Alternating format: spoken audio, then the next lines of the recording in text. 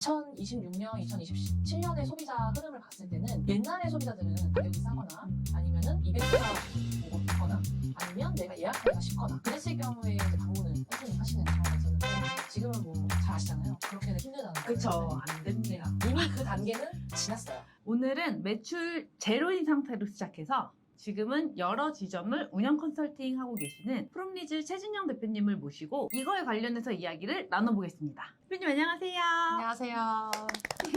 대표님 보시기에는 운영이 잘 되고 있는 것 같지만 1, 2년 안에 위험해질 샵, 그런 샵들이 초기에 어떤 신호를 보이는지도 얘기해 주시면 우리 원장님들이 보고 내가 지금 저런 상태인데 하고 조금 더 경각심을 가질 것 같아요. 이제 초기에 그런 걸 보이는 샵들은 이미 같은 신호를 보내고 있다고 생각을 해요. 다 비슷한 거예요, 데이터가. 그쵸.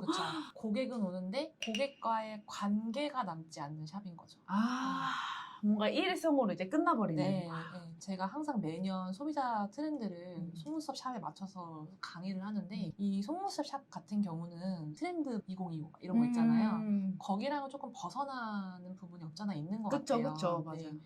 2026년, 2027년의 소비자 흐름을 봤을 때는 옛날의 소비자들은 가격이 싸거나 아니면은 이벤트가 계속 있거나 아니면 내가 예약하기가 쉽거나 그랬을 경우에 이제 방문을 꾸준히 하시는 경우가 있었는데 지금은 뭐 잘 아시잖아요. 그렇게는 힘들다는 거예요. 그쵸, 안 됩니다. 이미 그 단계는 지났어요. 그러니까 그것만 또 너무 열중하시는 분들은 지금 사실 발전이 이제 그쵸. 끊긴 거죠. 고객들이 생각했을 때 이 샵이 나에게 어떤 경험을 줄 것인가 이거를 주제로 삼고 그 주제에 맞게끔 서비스를 이제 만드시면은 매출이 안 늘 수가 없는 구조라고 생각하고요. 맞아요. 그래서 이게 결국에는 신규 고객님으로만 했을 때 매출이 진짜 정체기가 심하잖아요. 결국에는 재방문 고객님이 받쳐줘야 이게 매출이 신규와 합쳐져서 뛰는 건데 지금 말씀하신 이런 경험 그런 게 없으면 재방문이 유지가 안 된다는 거죠. 맞아요. 제가 생각했을 때 초기에 보낸 신호가 그래서 다 동일한 것 같고요.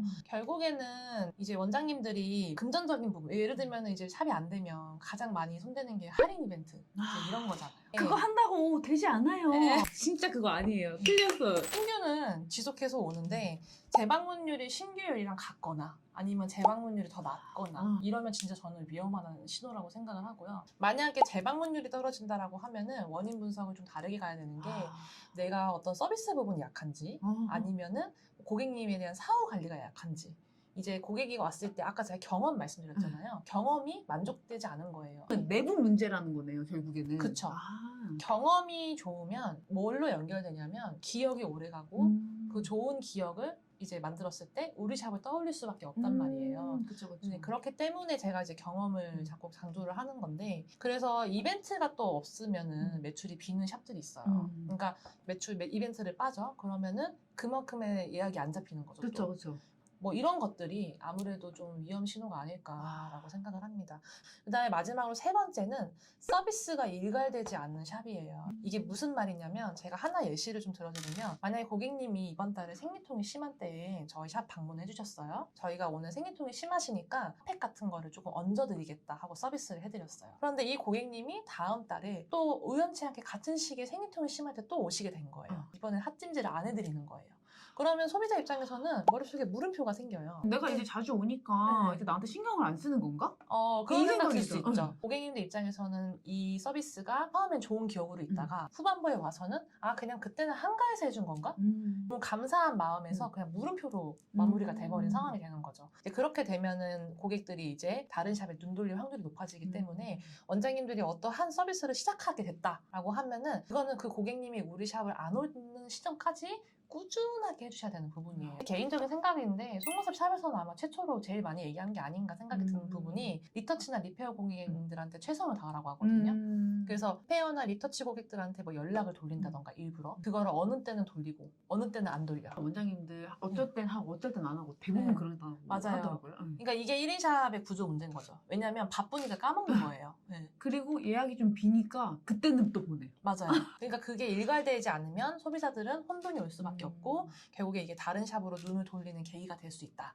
라고 이제 말씀을 드리고 싶어요. 매출은 나오긴 하는데 불안해요 이렇게 말씀하시는 음. 분들이 많잖아요. 그 불안의 정체, 그러니까 본질적으로 그 불안이 어디서 오는 건지 저는 그거를 바로 얘기해 줬으면 좋겠어요. 일단은 상담하다 보면 말씀하신 것처럼 그 얘기 정말 많이 합니다. 그쵸? 네. 매출은 나오는데 그냥 이게 언제 끝날지 모르고 불안해요. 그리고 더 이상 제가 뭘 해야 될지 모르겠어요. 라고 하는데 이제 매출의 숫자는 있는데 구조가 없는 거죠. 제가 지금 계속 운영 구조에 대해서 얘기를 하고 있는데 그만큼 중요하기 때문에 말씀을 드리는 거거든요. 그러니까 지금 샵이 굴러가고 있는데 원장님조차도 이게 왜 이렇게 잘 굴러가는지 이해가 안 가고. 네. 맞아. 그런 경우 있었어요. 마케팅 안에서도 뭔가 먹혔을 때. 맞아요. 근데 그게 정의된 게 아니니까, 만들어 놓은 게 아니니까, 우연의 일치로 됐나 하고 그냥 넘기는 경우 많죠. 많죠. 그러니까 이제 결국에는 내 스스로가 그걸 설명할 줄 알아야 되는데 설명할 수가 없는 그냥 운이 좋게 굴러간 것처럼 되는 거죠. 구조 중요한 거 알겠어. 내가 구조를 한번 짜보자 하고 싶어도 이게 1인샵 원장님들은 시술치기도 바쁘잖아요. 그러니까 쉽지가 않죠. 그래서 운영까지 생기는 거는 현실적으로는 조금 버겁다. 그래서 사실 저희 프롬리즈가 시작하게 된 이유도 대표님 너무 잘 아시겠지만 1인샵 원장님들이나 초보 원장님들이 시작이 힘들고 운영 구조를 짜는데 힘들기 때문에 저희가 운영 구조를 어느 정도 만들어 놓고 원장님들 옆에서 계속 서포트를 해주는 맞아. 방식으로 지금 프롬리즈를 운영을 하고 있는데 도와줄 수 있는 분이 없으면 혼자서는 초반에는 너무 막막하기는 해요. 그러니까 이거는 결국에는 정말 부딪혀보고 대표님도 마찬가지고 저도 마찬가지고 돈을 진짜 많이 썼잖아요. 맞아요. 돈과 시간을 진짜 네. 엄청 많이 썼잖아요. 지금도 쓰고 있죠 저희가. 그쵸. 네. 그러니까 이게 결국에는 저도 만약에 혼자서만 이게 시술하고 뭐 수업하고 모든 걸 다 했었으면 지금 2단계까지 우리 서로가 못 오지 않았을까요? 그 말에는 저도 공감하고요. 예약도 차 있고 월 매출도 나오는데 이 상태에서 가장 위험하다고 느끼는 신호는 뭐라고 생각하세요? 제가 생각했을 때 이제 위험 신호라고 생각하는 부분은 원장님들 스스로가 이제 뭐 예약을 빠져야 되는 상황이 생겼다. 뭐 아프거나 아니면 피치 못할 사정으로 뭐 장기간 나갈 수 없는 상황이 생겼을 때 매출에 구멍이 나는 거라고 생각을 해요.